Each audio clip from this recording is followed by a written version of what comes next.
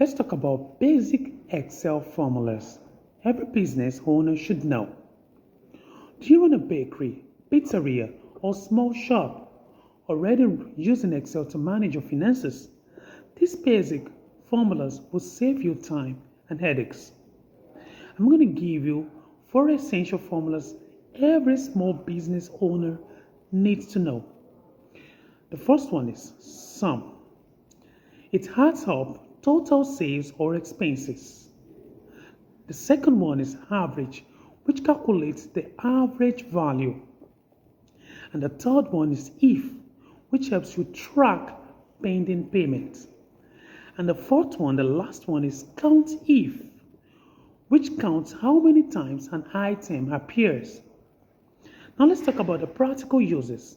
The practical use, you can use this formula to calculate monthly expenses. You can use it to check unpaid bills. You can use it to count clients by city. People often ask me, are you still teaching English? The answer is yes, I am. But now focused on business English, data analysis, and helping businesses grow through structure and strategy.